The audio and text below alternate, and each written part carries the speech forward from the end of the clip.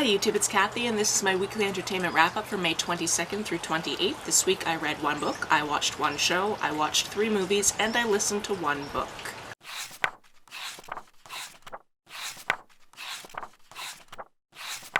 Obviously, we are not in my normal filming location. I have filmed here before though, and I'm not strictly inside, which is why you're going to hear birds and that water feature and the wind, and I hope that's not all too distracting for you. Additionally, this structure has a clear roof, so the light is probably a little bit weird on the camera, and there's not much I can do about it. It gives me kind of a halo effect. It's a lovely Sunday morning. We're just going to go with it. I'm currently staying at my favorite Airbnb where I literally sleep in a converted chicken coop. This is the kitchen area. It's a cabana that's outside, which is why it's called the Koopa Cabana. I really love this space, but I know we need to get onto the video, so down below I will link another video where I took you around on kind of a tour of this space because I love it so much. There have been some updates since I filmed that video last year, but nothing so major that I need to show it to you immediately. The book I read this week is The Truth About Melody Brown by Lisa Jewell. Now, I'm starting to read her books because Leanne, of course Leanne loves Lisa Jewell, and of course I trust Leanne, so that's why I'm starting to read them. This one is a little bit different from the others. I actually expected a lot more dark things to happen than actually did, but that's perfectly fine that they didn't. Essentially, this book is about this woman who, when she was 9 years old, she was in a house fire, and when she woke up, she didn't have any of her memories from before that time, so she just woke up, she went, "These are my parents, my name is Melody." That's all she really remembers. However, when she's about my age, she ends up going to a hypnotist show on a first date, and the hypnotist ends up basically doing something that makes her start remembering things and then trying to figure out if she's remembering real things or if she's just thinking about things and thinking that maybe they were real. I really enjoyed this setup, and I really enjoyed the format of going back and forth between these memories that she was getting from the past, seeing what was going on even if she wasn't really believing them yet, kind of figuring out pretty soon ahead of time kind of what might have happened, but not knowing exactly how we got to that point. Although, because it was Lisa Jewell, I was expecting a couple of more twists. It was also very nice how this resolved, and it's nice to read books like that once in a while, so I wasn't too mad about it. Kathy from editing here, popping in real quick because I wanted to make sure to mention some trigger warnings for this book. I don't usually tell trigger warnings, but I feel like this whole area of trigger warnings is very important for this book. So if you've gone into other Lisa Jewells thinking you'd be fine, you probably won't be fine. Basically, any trigger warning that has to do with pregnancies and the various ways those pregnancies can end, major triggers for this book.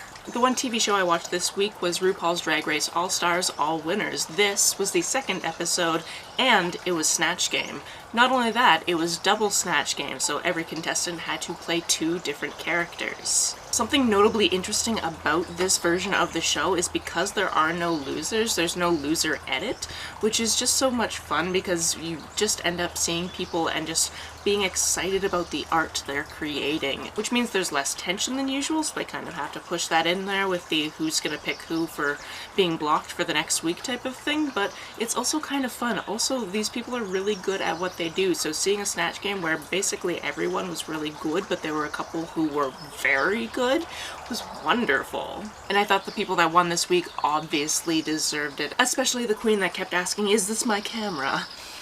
She was so good. On to the movies we watched this week. We watched Uncharted, which was pitched to me as Tomb Raider but with a male protagonist, and I went, okay. And then we were like, and he's Spider-Man. I'm like, okay, yes, all of his Spider-Man training definitely came into play for this film. It is also my understanding that this is based on a video game that I have never played. Basically, this movie starts with 2 brothers who are in an orphanage, and the older of the brothers kind of runs away and saying that he will come back, but then the younger brother never ever hears from him again besides some cryptic postcards every once in a while, but he never sees him face to face again. Somebody else comes to him and is basically like, hey, because I know that you are this guy's brother, you might be able to help me finding this gold, with this treasure, just come help me, basically, and if you do that, we'll probably find your brother. And then it's an action-adventure that goes from there. This had some very cool stunts in it, so I'm excited that I watched it for that, because that was really fun. Our first night here in the coop, we ended up watching The Ghost Writer. We watched this because it stars Ewan McGregor and Pierce Brosnan, and I went, yeah, of course I'm going to watch that.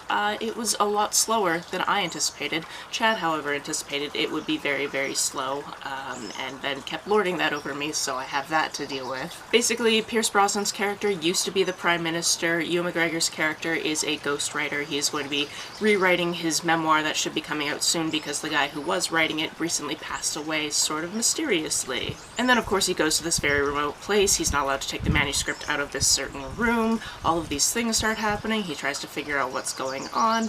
It could have been faster paced. It definitely could, and I assumed it was going to be based on the description because the description said it was adrenaline fueled. It wasn't. And then also the character just made some poor decisions, knowing that he was making those poor decisions, so...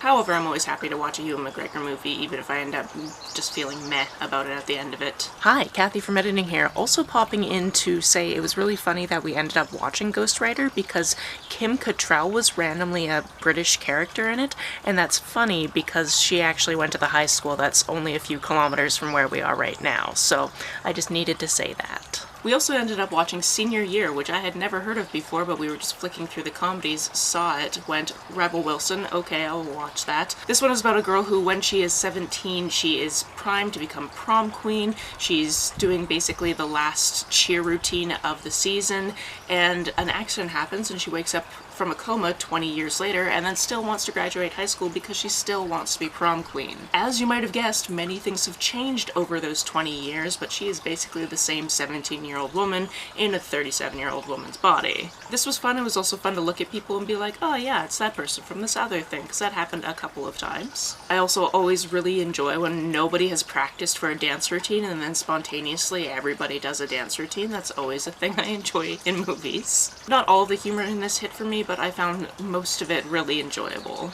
On to the book I listened to this week, that was Blacktop Wasteland. This is the second book I've read by this author. The first one was Razorblade Tears, and I really enjoyed that, and based on that I assumed that this would be pretty action-packed and could definitely be made into a movie someday, and I was not wrong in that assumption. Our main character is Beauregard, or Bug, and that comes up as kind of a dichotomy of his personalities. He's either the family man, Beauregard, or he's this person who is a heist driver. Yes, not only is this a heist book, he is the driver, so it's really big into the cars, what cars he uses. He's a mechanic when he's not doing heists, but essentially there's a new mechanic shop that opened up in town and they're draining all of their business and they're falling behind on their payments, and he needs to basically do one big score so he can just keep his family afloat. Not only was this great from a heist standpoint and a crime book standpoint, it was also great from just like the technicality of the cars and how all of that worked. Like, I don't know all of that much, but the way it was described on page I could still follow along, which is excellent. In addition, this author's characters always seem really fleshed out, and on the audiobook there was actually an interview at the end of it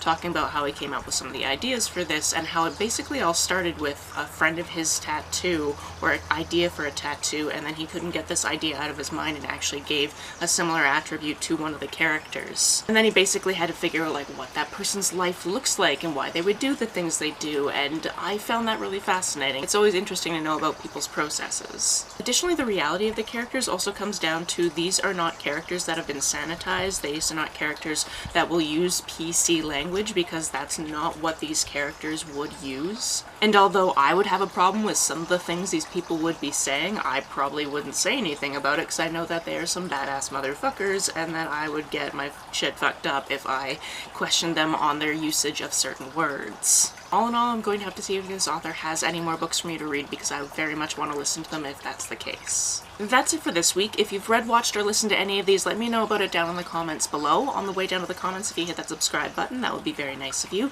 If you don't feel like leaving a comment but want to make sure that I know you were here, just leave me an emoji or a smiley face if you happen to be on your keyboard. Some people have asked if there's a way to financially support this channel, so I set up a Ko-fi account, which is a digital tipping service. The link for that, as always, is down below. You can like and share this as you see fit, and I will see you very soon. Bye!